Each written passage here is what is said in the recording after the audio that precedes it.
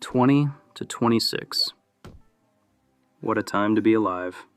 You can order a burrito via drone, generate art without picking up a paintbrush, and date an AI girlfriend who will never cheat on you. Mostly because she's running on a server in a basement in Palo Alto. On the surface, we are living in the peak of human convenience. We have everything at our fingertips. But underneath the shiny interface and the 5G connection, we are witnessing the greatest heist in economic history. And no, I'm not talking about inflation, or the government printing money like it's confetti at a gender reveal party. I'm talking about the death of ownership. Slowly, quietly, and $14.99 at a time, corporations have convinced an entire generation that renting their life is better than owning it. We have moved from a society of owners to a society of users. You don't own your music. You don't own your movies. You don't own your software. Hell, if you drive a modern German car, you don't even own the heat coming out of your seats. You just rent the privilege of having a warm butt. Today, we are going to look at why Wall Street is addicted to draining your bank account every month, how we accidentally walked into a system of digital feudalism, and why, if we aren't careful, the only thing you'll actually own in 20 to 30 is a drawer full of useless charging cables. To understand why you can't just buy things anymore, we have to look at the drug of choice for every CEO in Silicon Valley. It's not Ozempic, and it's not Adderall. It's a little acronym called ARR, Annual Recurring Revenue. In the old days, let's call them the dark ages of the 90s, capitalism was simple. A company made a product, say, a copy of Microsoft Office. You paid $300. You took the CD home, and that was it. The transaction was over. You owned it. But for Wall Street, this was a nightmare. Why? Because next month, that company starts sales at zero. They have to find new customers every single month just to keep the lights on. It's stressful, it's unpredictable, and it makes buying a third vacation home very difficult for the shareholders. So, they reinvented the wheel. They decided, why sell it once when we can sell it to them forever? Adobe was the pioneer. You used to buy Photoshop once. Now, you pay $20 a month until the day you die. Stop paying? Poof. You can't even open your own files. It's the financial equivalent of your landlord changing the locks on your house because you missed rent by 5 minutes. And the market loved it. Let's do some math to see why. Here is Ford. They sell trucks. Real, physical, heavy trucks. Their price-to-earnings ratio is around 7. Wall Street looks at them like boring dinosaurs. Now look at Adobe. They sell pixels. Permission to use pixels. Their P/E ratio is often over 50. Why?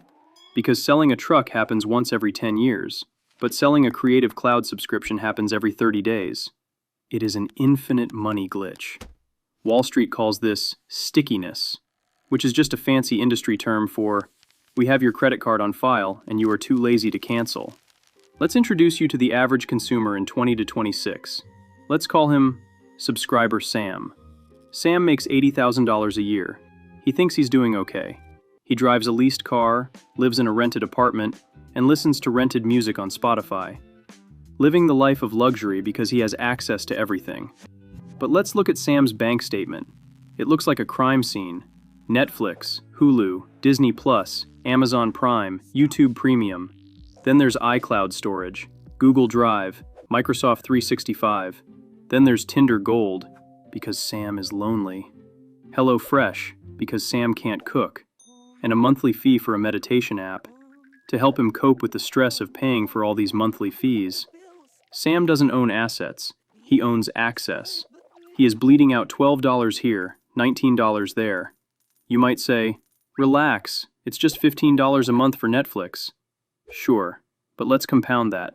$15 a month invested in the S&P 500 over 40 years is over $80,000. That's not a subscription. That's a down payment on a house. Now add Spotify, Disney, iCloud. You are literally eating your own retirement, one monthly fee at a time. Sam is the perfect consumer. He is a battery powering the matrix.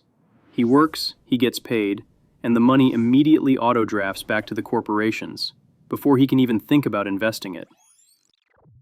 Now, you might be thinking, okay, sure, software is a subscription. That makes sense. But the disease is spreading. It has jumped from the digital world to the physical world. Let's talk about HP printers. If you subscribe to their instant ink service and you cancel it, your printer cartridges literally stop working, even if they still have ink in them. You have the hardware, you have the ink, but the company reaches out over the internet and bricks your device because you stopped paying the rent. Or look at John Deere. Farmers in Nebraska are literally hacking their own tractors using black market firmware from Ukraine. Why? Because if a sensor breaks, John Deere requires a dealer to unlock it for $5,000. If you try to fix your own tractor, the software locks you out. They bought the tractor for $500,000, but they are treated like children with a toy that only the parent is allowed to fix. This is the new reality. Corporations are trying to turn every physical object in your life into a service. Your doorbell needs a subscription to record video. Your Peloton needs a subscription to work. Your smart fridge will probably need a subscription to make ice by 2030. This brings us to the ugly truth. The economic term for this isn't capitalism, it's feudalism. In the Middle Ages, you had lords who owned the land and serfs who worked the land. The serfs owned nothing. They just paid rent, in the form of crops, to the lords for the privilege of existing. Fast forward to 2026. The lords are Apple, Amazon, Microsoft, and BlackRock. And you? You are the serf.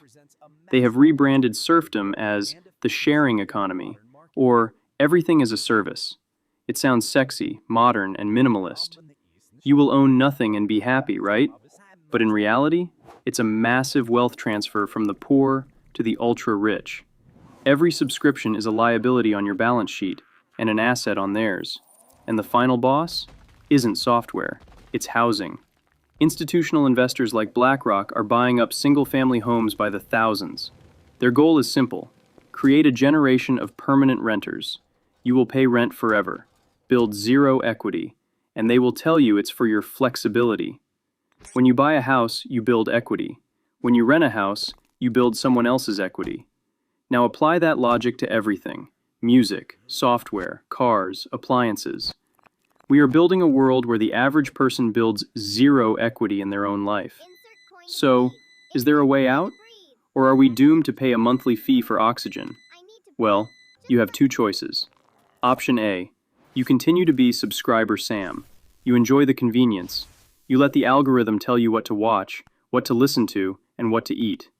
You ignore the slow bleed.